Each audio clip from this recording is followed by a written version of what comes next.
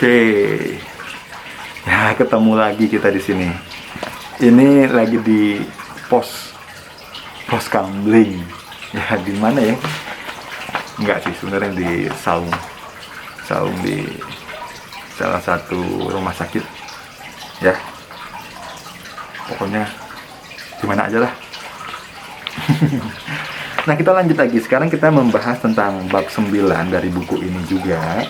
Bab 9 ini pada halaman 113, yaitu tentang UKS, Usaha Kesehatan Sekolah, Gigi, Mata, dan Jiwa. Ya, upaya kesehatan sekolah, disingkat UKS, itu dilakukan lewat 3 program UKS. Ingat, 3 program UKS. 1, yaitu dilakukan dengan pendidikan kesehatan. 2, dilakukan dengan pelayanan kesehatan. Dan 3, ada pembinaan lingkungan sekolah sehat. Jadi yang punya sekolah, baik itu negeri ataupun swasta, itu harus ada UKS-nya dan memiliki 3 program UKS tadi, ya. 3. Pengertiannya UKS itu upaya terpadu lintas program dan lintas sektor dalam bidang kesehatan untuk meningkatkan derajat kesehatan masyarakat sekolah. Itu, ya. Nah, di buku ini juga ada, saya pegang bukunya ini, itu pembina UKS itu haruslah guru kelas atau guru yang ditunjuk sebagai pembina dan telah dilatih. Ingat, syaratnya telah dilatih tentang usaha kesehatan sekolah. Siapa yang melatih?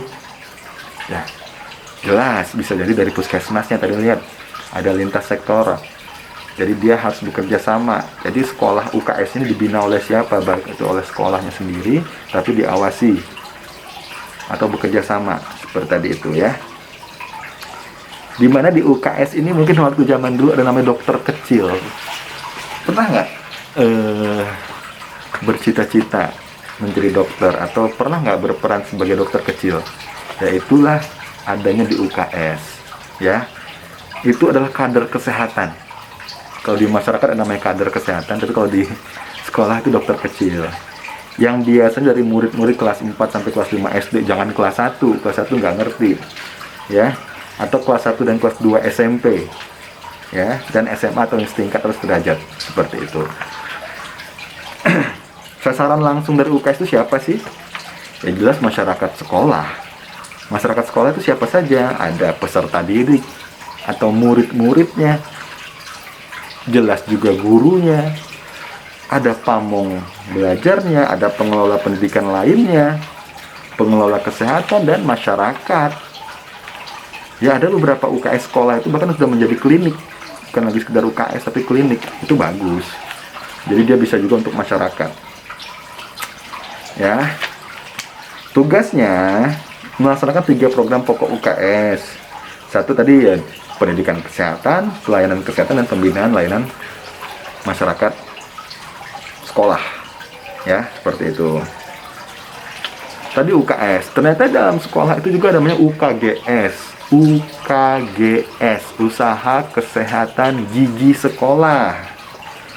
Ini ada beberapa tahapan UKGS itu. Misalkan paket minimal yaitu pelayanan kesehatan gigi dan mulut bagi murid SD. Banyak kan sering datang ke dokter-dokter gigi ke sekolahan. Nah, itu UKGS tahap 1. Jadi dia melaksanakan kegiatan penyuluhan, melaksanakan kegiatan pemeriksaan pada gigi anak-anak muridnya sana, sesuai dengan kurikulum, ya, sesuai dengan aturan, ya. Kalau sudah paket standar tahap 2, yaitu ada pelatihan guru dan petugas kesehatan dalam bidang kesehatan gigi. Ada pendidikan dan penyuluhan juga oleh guru sesuai dengan kurikulum. Jadi ini gurunya yang melakukan penyuluhan, bukan dokter dari luar datang ke sekolahan. Itu tahap 2. Terus pemeriksaan kesehatan gigi dan mulut untuk SD, diikuti pencabutan gigi susu yang telah waktunya tanggal oleh dokter. Dokter apa? Dokter gigi, bukan dokter kandungan. Terus ada pengobatan darurat terkait masalah dengan gigi dan mulut, pelayanan medis gigi, dan yang ketiga itu atau terakhir adalah paket optimal. Dan ini udah UKGS tahap 3. Ini sudah terintegrasi, pelatihan guru dan petugasnya sudah terintegrasi, pendidikan dan penyuluhan kesehatan juga sesuai dengan kurikulum, pencegahannya itu berupa sikat gigi massal dengan memakai pasta gigi minimal 1 kali sebulan dan pembersihan karang gigi 1 kali sebulan. Jadi sudah rutin tuh dokter gigi datang 1 kali sebulan. Di sekolah kalian seperti itu deh. Kalau belum berarti belum masuk ke tahap 3 atau belum masuk ke tahap optimal. Seperti itu. Pelayanan UKGS oleh sekolah itu biasanya dilakukan oleh dokter gigi, ya. Dia merupakan sebagai penanggung jawabnya, penanggung jawab pelaksanaan program UKGS, ya.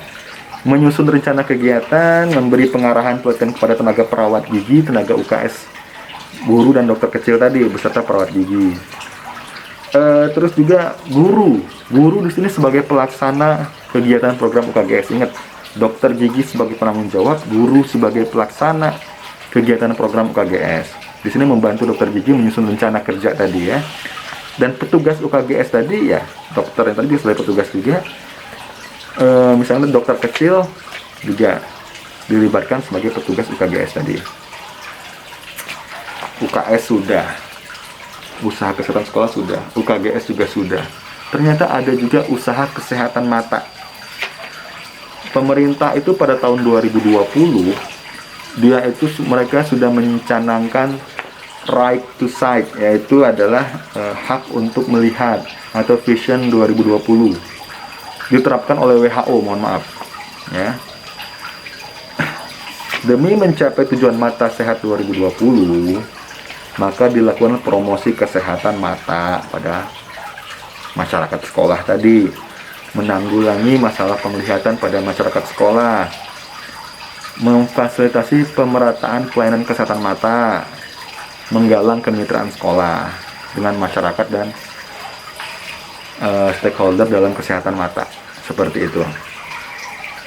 Ada 3 tindakan atau 3 perlakuan, yaitu ada promotif, penyuluhan kesehatan indera penglihatan atau mata, preventif yaitu deteksi dini dan screening gangguan penglihatan pada masyarakat sekolah, kuratif yaitu pelayanan kesehatan mata atau proses pengobatan.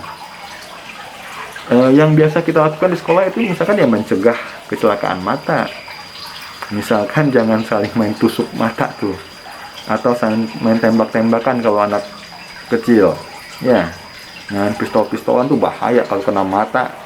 Ingat, mata itu salah satu organ yang bersifat irreversible. Kalau sudah rusak susah untuk tidak bisa kembali lagi. Kalau sudah buta jarang sekali ada yang berhasil sembuh kembali, ya. Terus cegah anak-anak itu berlari sambil bawa-bawa benda, memutar-mutar sesuatu ikat pinggang tuh, diputer-puter kayak orang mau tawuran. Kalau kena mata buta, kena mata kita sendiri bahaya. Terus menggunakan face shield atau Google atau kacamata kalau misalkan sedang bekerja di laboratorium atau memang yang kira-kira akan terkena percikan pada mata, baik itu bisa api atau zat kimia atau dan lain-lain, ya.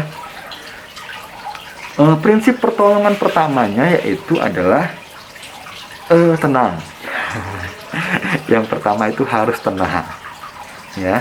Yang kedua, cuci mata di air yang mengalir, guyur tuh, diguyur selama kurang lebih 15 menit. Jangan direndam. Kadang-kadang kita suka direndam, jangan, tapi diguyur. Tutuplah mata untuk mencegah penekanan lebih lanjut. Bila masih perih, tutup aja mata pakai perban. Bila ada perdarahan pada mata, jangan coba-coba untuk menghentikannya. Ngucur darah, tekan, jangan, tutup aja biasa. Atau jangan dikucek-kucek deh, ya. Yang keempat, ya segera minta bantuan profesional, minta ke dokter mata. Ini ada tanda-tanda bahaya atau kerusakan mata, misalkan ada kemerahan pada mata, ya kita harus waspada ya, kemerahan pada mata, ada rasa nyeri pada mata yang terus menerus, penglihatan kabut, mulai melihat terasa kabut, nggak jelas, mata tertutup atau sulit dibuka. Yang keempat adalah usaha kesehatan jiwa sekolah, UKJS. Pernah dengar nggak? Pernah dengar nggak? Pernah dengar nggak? Baru dengar sekarang ya? Nggak apa-apa, kita belajar. Dulu-dulu mungkin kita jarang banget dengar tentang usaha kesehatan jiwa sekolah, tapi pada tahun 2002 WHO itu menerapkan tentang perlindungan anak. Jadi harus ada penanganan untuk jiwa juga. Kenapa? Karena banyaknya kasus pembulian sih, atau ternyata di sekolah itu banyak anak-anak atau masyarakat sekolahnya itu stres. Seperti itu. Anak usia sekolah, baik itu mau SD, prasekolah, preschool, TK itu, SMP, SMA, SMK, adalah masa usia yang sangat berbeda dengan usia dewasa. Jadi, masyarakat sekolah itu harus benar-benar mengetahui kalau pada usia-usia seperti ini banyak permasalahan kesehatan yang sangat menentukan kualitas anak di kemudian hari, meliputi gangguan perkembangan, terus gangguan perilaku dan gangguan belajar. Nah itu juga harus dikasih tahu, harus diberitahu, harus kita perhatikan juga. Jangan sampai, wah anak saya baik-baik saja tapi pas nyampe sekolah malah jadi rusak di sekolah. Kenapa? Karena ada pembulian, atau gurunya terlalu memaksakan, atau anak itu merasa tidak cocok dengan sekolahnya, ya, atau seperti apa. Jadi harus benar-benar ada dilakukan usaha kesehatan jiwa pada sekolah, ya, seperti itu ya. Sasarannya pada anak usia SD, SMP dan SMA, pada guru dan staf sekolah juga. Kenapa ada UKJS ini, usaha kesehatan jiwa sekolah? Karena untuk menciptakan lingkungan sekolah yang kondusif. Kondusif itu berarti aman pada anak, untuk kejiwaannya, untuk psikologisnya, untuk proses perkembangannya. Terus penyesuaian kurikulum dan proses belajar mengajar yang menyenangkan. Ingat loh, harus menyenangkan. Ya, pemberdayaan guru untuk memahami psikologis anak, promotif kesehatan jiwa, perilaku hidup sehat jasmani dan rohani, deteksi dini untuk masalah kesehatan jiwa pada masyarakat sekolah, pada anak, penanganan anak usia dengan masalah kesehatan jiwa, penanganan anak usia SD maksud saya, dengan masalah kesehatan jiwa, dan pemberdayaan orang tua siswa. Jadi tidak hanya sekedar anaknya, tapi orang tuanya pun harus dilibatkan, karena orang tua itu juga bagian dari masyarakat sekolah. Ingat, sekolah bukan tempat penitipan, ya. Metodenya UKJS tadi itu dengan sosialisasi, ada pendekatan program, ada pembinaan, ada pengawasan, seperti itu. Nah itu tadi untuk pembahasan kita bab 9, ada UKS, ada UKGS, usaha kesehatan gigi sekolah, ada UKMS, usaha kesehatan mata sekolah, dan terakhir adalah UKJS, usaha kesehatan jiwa sekolah. Oke, semoga bermanfaat untuk kita semua. Ambil positifnya, mohon maaf bila ada salah-salah kata. Mohon like, share, dan subscribe. Bila ada pertanyaan silakan ditanyakan pada classroom kita. Bye-bye, wassalam.